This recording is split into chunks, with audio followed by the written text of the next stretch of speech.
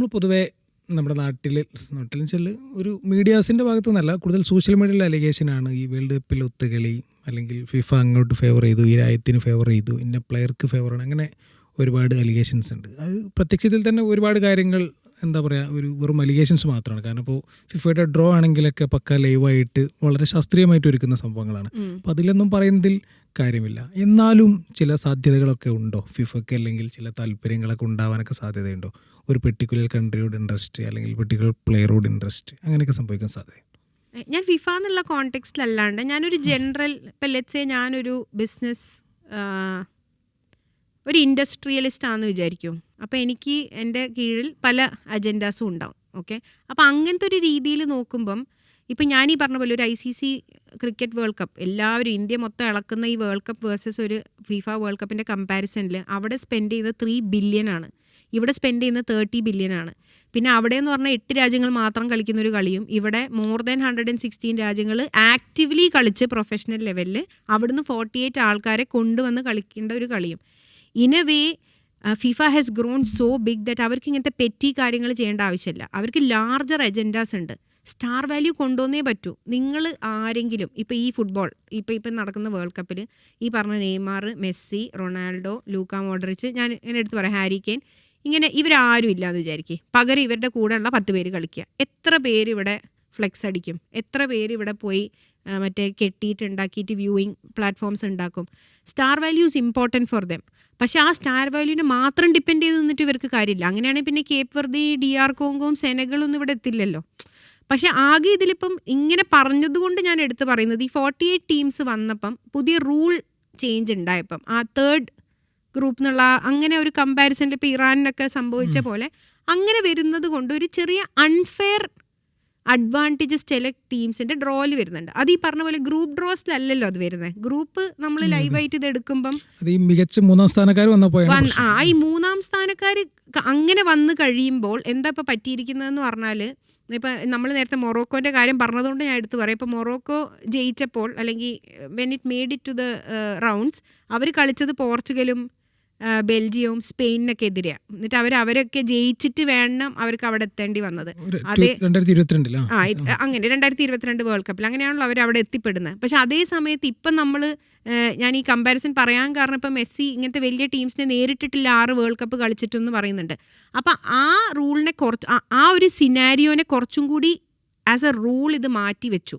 Because ഈ top 3യിലുള്ള ഈ 3rd ആൾക്കാരെ എങ്ങനെ കമ്പയർ ചെയ്യുമെന്ന് വരുമ്പം നിങ്ങൾ ഒരു സൈഡ് ഓഫ് ദ ലൂപ്പ് നോക്കുമ്പോൾ കുറച്ച് അൺഫെയർ ആയിട്ട് തോന്നും നമുക്ക്. ഇപ്പം എന്നോട് പോയിട്ട് സച്ചിൻ ടെണ്ടുൽക്കറിൻ്റെ കൂടെ ക്രിക്കറ്റ് കളിച്ച് ജയിക്കാൻ പറഞ്ഞാൽ ഉണ്ടാവുന്ന ഒരു ബുദ്ധിമുട്ട്. സോ ആ ഒരു അൺഫെയർനെസ് ഏതൊരു ഹ്യൂമണിനും തോന്നും. ബിക്കോസ് ഇപ്പം ഞാനൊരു വലിയ ടീമിൻ്റെ ആരാധകയാണെങ്കിൽ ഞാൻ നോക്കുമ്പോൾ എനിക്ക് കളിക്കാൻ കിട്ടുന്നതൊക്കെ യൂറോപ്പിലെ ടോപ്പ് ടീംസ്, അപ്പുറത്തുള്ള ആൾ മറ്റേ എന്താ പറയുക ഇപ്പോൾ സ്മോൾ നേഷൻസിനെ കളിച്ച് പോവാന്ന് ഹാരി കെയ്ൻ അങ്ങനെ ഏതൊരു പ്രസ് റിലീസിൽ പറഞ്ഞപ്പം ഹി ഗോട്ട് ക്രിട്ടിസൈസ്ഡ്. അങ്ങനെ പറയാൻ പാടില്ല, പക്ഷേ എന്നാലും ആ ഒരു സാഹചര്യം കുറച്ചൊരു അൺഫെയർനെസ് ഉണ്ടാക്കുന്നുണ്ട്.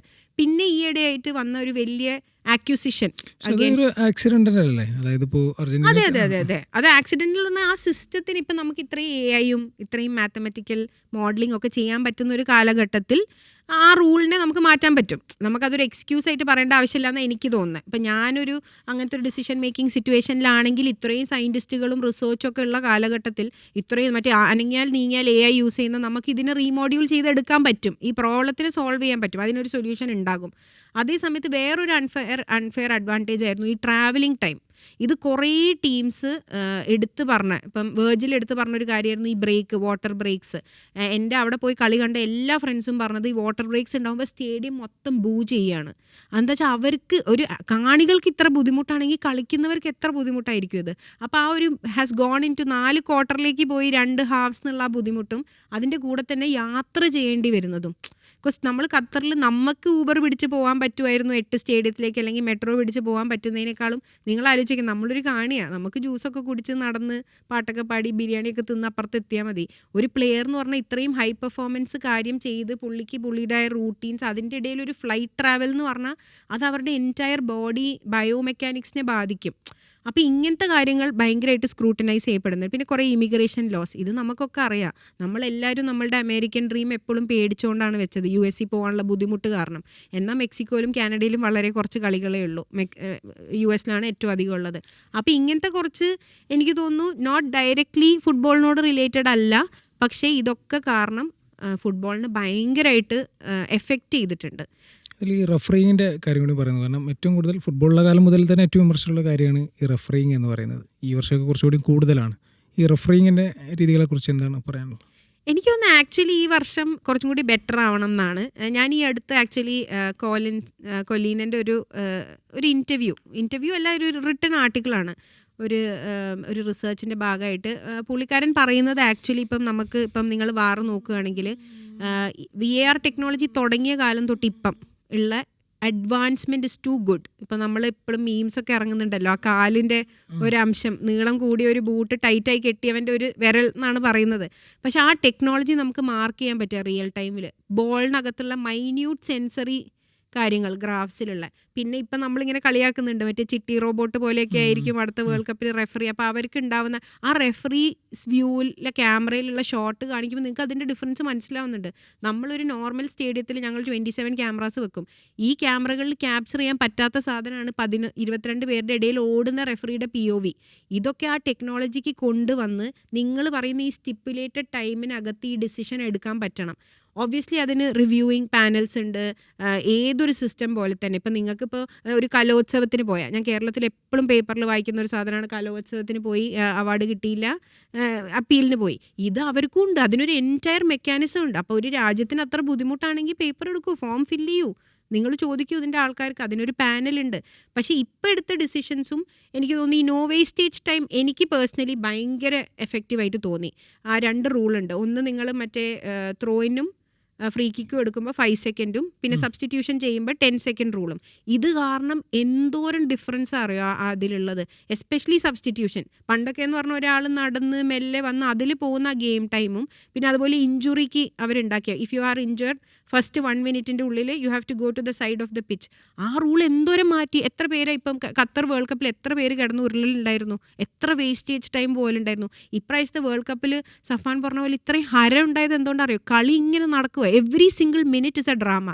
വൈ? ബിക്കോസ് അവിടെ ബാക്കി ഡ്രാമ അവർ ചെയ്യുന്നില്ല, അതിനുള്ള സമയമില്ല. ഇപ്പോൾ കൊണ്ടുവന്ന പുതിയ റെഫറിങ് റൂൾസിൽ ഈ ആൻറ്റി വേസ്റ്റേജ് എന്ന് പറഞ്ഞിട്ട് അവരുണ്ടാക്കിയ പുതിയ അമെൻമെൻറ്റ്സ് കാരണം ഇവർക്ക് അവിടെ കിടന്ന് ഉരുണ്ടിട്ട് ഒരു കാര്യമില്ല. ഐദർ നിങ്ങൾ സൈഡിൽ പോയി ഉരുണ്ടോളൂ, നിങ്ങളുടെ 10 സ്ക്വാഡ് കളിക്കും, അല്ലെങ്കിൽ ഈ സബ്സ്റ്റിറ്റ്യൂഷൻ്റെ സമയത്തും അല്ലാണ്ടൊക്കെ ഭയങ്കര ഫാസ്റ്റ്.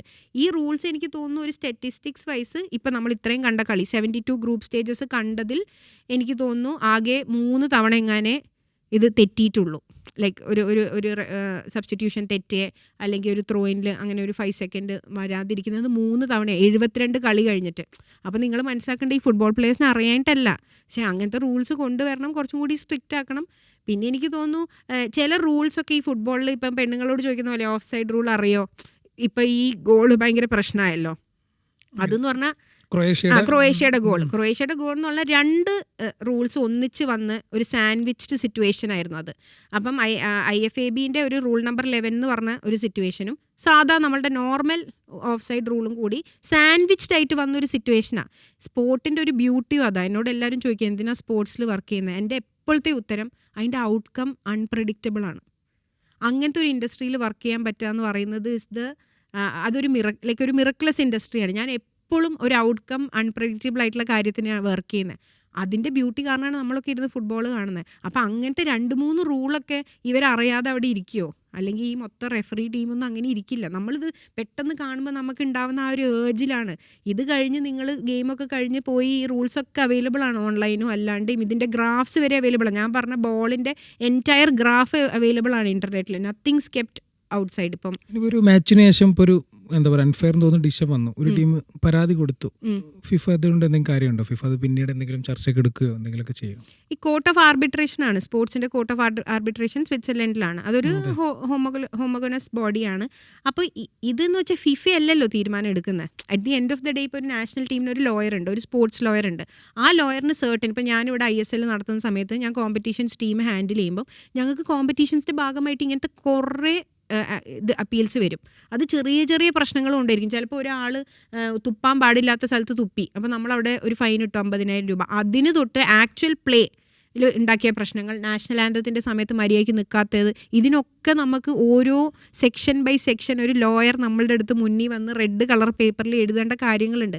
ഇത് ബാക്ക് ആൻഡ് ഫോർത്ത് പോവും. അവിടെ ഇറ്റ് ഓൾ ഡിപ്പെൻഡ്സ് ഓൺ, ഇതൊരു കേസ് പോലെയാണ്, how strong your lawyer is and how much they can bring evidence. അപ്പം നമ്മൾ ക്രിമിനൽ കേസും നാട്ടിൽ ഡിവോഴ്സ് കേസസും ഇതൊക്കെ നടക്കുന്ന പോലെ തന്നെയാണ് ഇതും. It's a legal battle where you are trying to tell a system that ആ സിസ്റ്റം ബുക്കിൽ എഴുതിയ കാര്യങ്ങൾ നടന്നില്ല.